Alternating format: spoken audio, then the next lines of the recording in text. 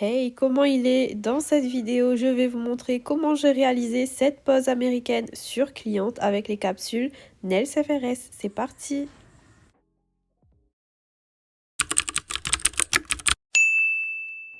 C'était le retour de ma cliente et de ses ongles sirène coquillage. Vous avez aimé la vidéo la dernière fois, du coup, elle a accepté de me reprêter ses mains pour filmer la nouvelle pose que je vais lui faire qui est tout aussi bling bling.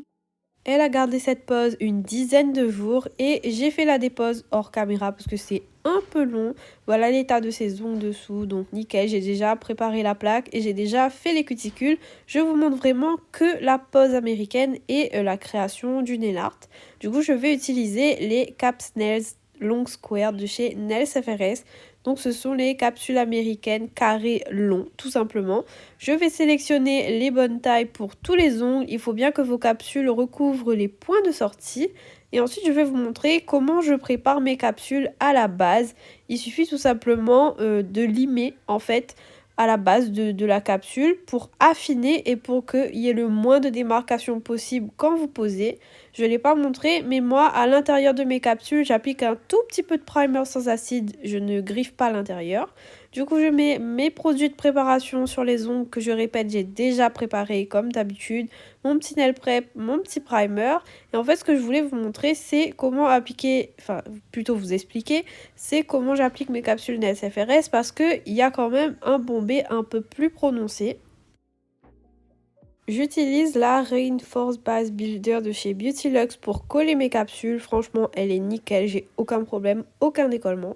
Comme la capsule a un petit peu plus de bombé, je vais un peu plus insister à ce niveau-là et mettre un tout petit peu plus de matière. Parce que si vous mettez pas assez de matière, bah, ça ne couvrira pas l'entièreté de l'ongle, on va dire.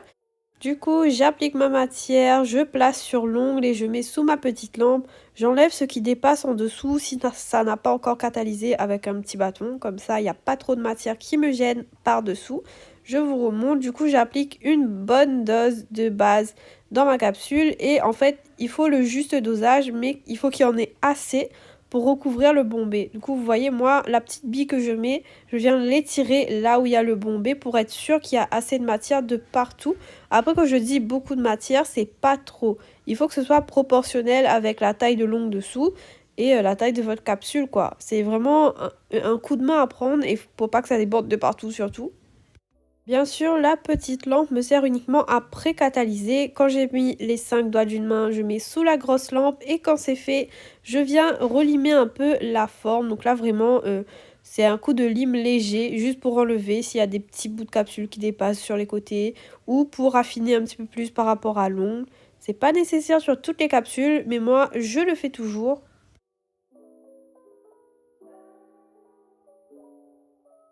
J'ai oublié de filmer et je m'en suis rendu compte là en faisant le montage. Mais au niveau des cuticules, pour enlever les petits bouts de gel qui auraient pu dépasser de la capsule et pour enlever un peu plus la démarcation, je suis venue avec un petit embout emery à 15 000 tours, passé juste au niveau des cuticules, vraiment un coup léger.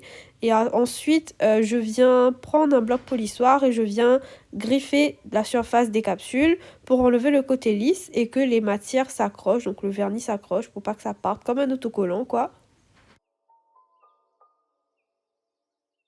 Je fais ça sur tous mes ongles. Ensuite, bien sûr, il faut venir bien dépoussiérer parce qu'on va passer directement à l'application de la couleur. Pour cette pose, je vais donc utiliser le BN03 comme base. C'est un nude un peu translucide que je trouve vraiment idéal en pose américaine. Donc c'est une couleur de chez Beauty Luxe. Bien sûr, comme il s'agit d'une couleur translucide, je vais venir l'appliquer en 2 couches. Et je profite de ce petit moment pour vous poser la question, quel nude utilisez-vous sur vos capsules américaines? Parce que à part celui-là, je ne trouve pas de nude qui me conviennent et qui correspondent à mes attentes en fait. Souvent c'est trop rosé ou alors trop opaque. J'aime bien ce côté un peu translucide quand j'applique des nudes sur mes capsules américaines. Et j'avoue qu'à chaque fois j'en achète, je suis déçue par le résultat parce que c'est pas du tout ce que j'attendais. Moi je veux vraiment pas quelque chose de couvrant, je veux quelque chose comme sur la vidéo un peu translucide, quitte à appliquer 2-3 couches, mais qui soit vraiment nude. Quand je dis nude, c'est pas nude orangé, c'est pas nude rosé, c'est nude beige. Du coup, je recherche une référence comme ça. Si vous avez des pistes à me donner, si vous avez un nude préféré à me partager, je suis preneuse, mais vraiment. Du coup, bien sûr, j'ai catalysé la première couche et j'applique la deuxième. Et là, vous voyez que c'est déjà beaucoup mieux. Cette couleur, elle est vraiment trop belle. C'est pas encore le nude parfait que je recherche, mais ça fait le taf et c'est mon nude préféré pour l'instant pour les capsules américaines.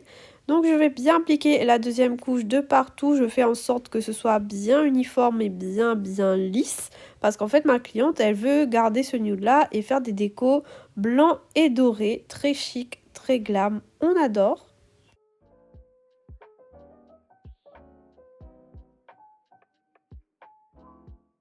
Bien sûr, je catalyse ma deuxième couche quand j'ai appliqué de partout et ensuite je vais venir prendre ce sublime doré et réfléchissant de chez Winnels qui est vraiment trop beau et je vais venir faire un dégradé sur deux ongles.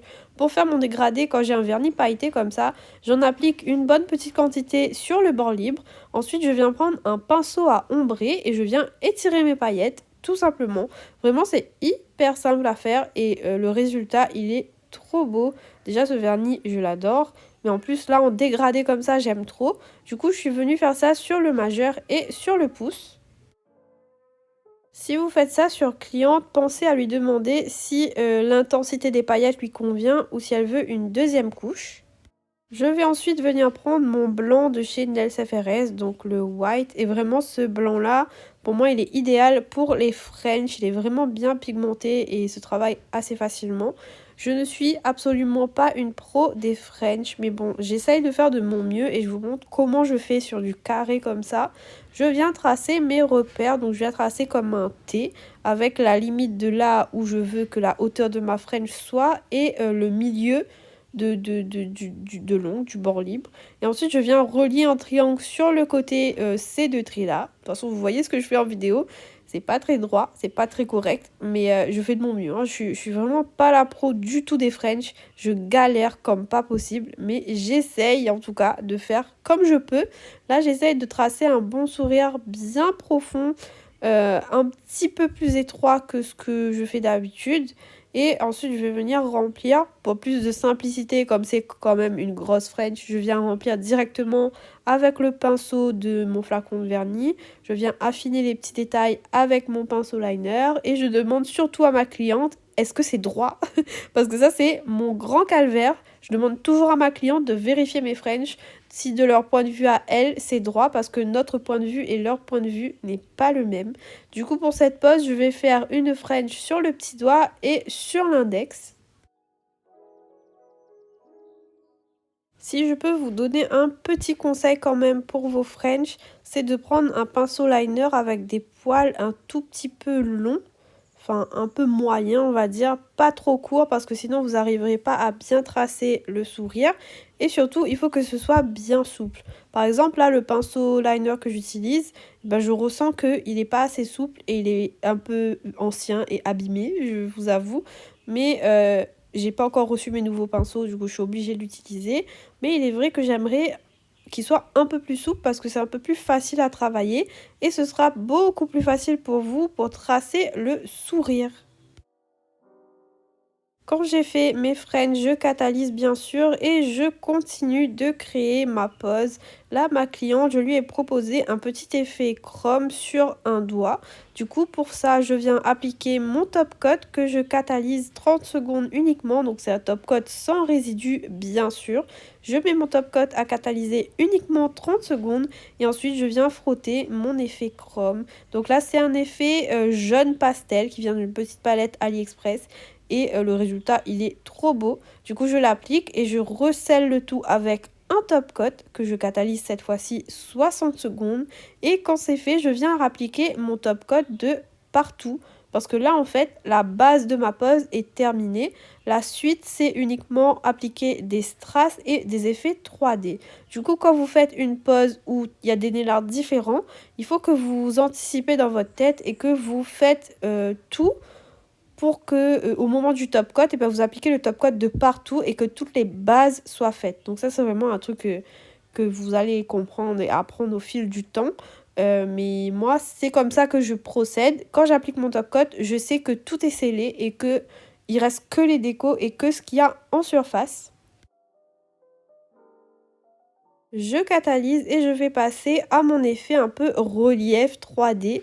Moi, pour ça, j'utilise la Rhinestone Gel de chez Beauty Luxe. À chaque fois, dans chaque vidéo, je vous en parle, mais je ne jure que par ce produit. Je vous assure que je l'aime trop.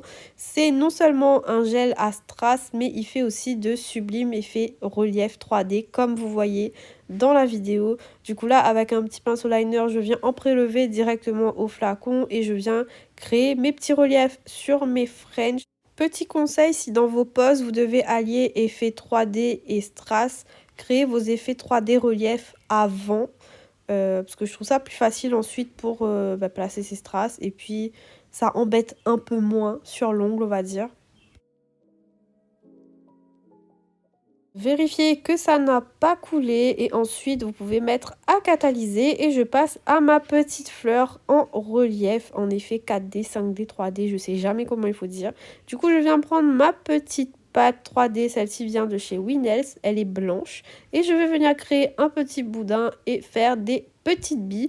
Donc je vais en créer 5 pour faire une fleur avec 5 pétales.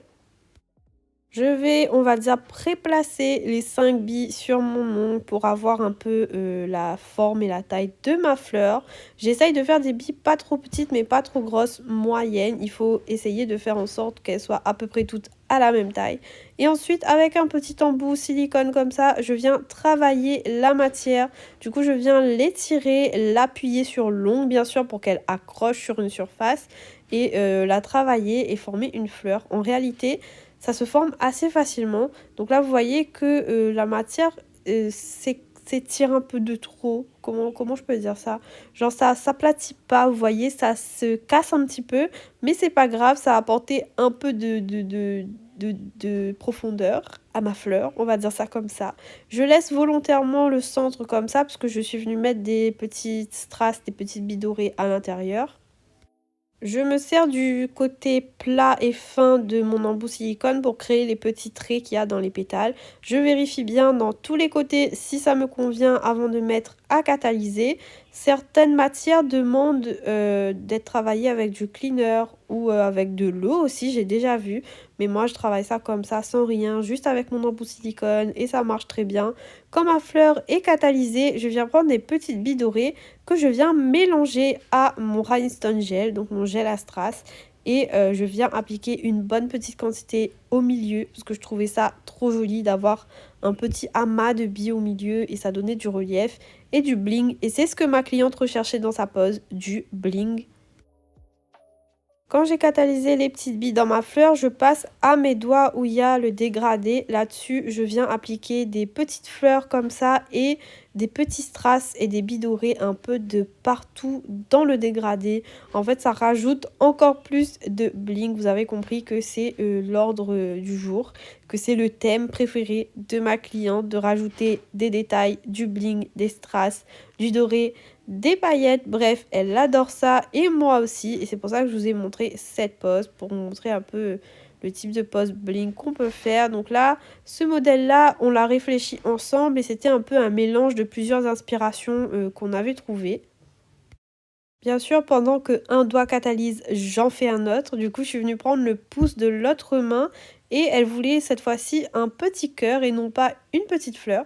Du coup, je suis venue mettre le petit cœur au milieu du dégradé et je suis venue mettre plein de petits strass autour. Donc ça aussi, quand vous mettez des strass, des trucs où il doit y avoir un sens, par exemple là, la pointe du cœur, j'ai demandé à ma cliente dans quel sens elle la voulait. Normalement, la pointe devrait être vers moi. Mais il y a des clientes qui préfèrent que les dessins soient vers elles. Donc ça, c'est au choix de la cliente. Vous proposez, mais ensuite la cliente, ce sont ses doigts. Hein. Donc à un moment donné, il faut qu'elles aient leur mot à dire et que vous posez la question dans quel sens vous voulez la fleur, dans quel sens vous voulez le cœur. Parce que c'est très important quand même de poser cette question-là.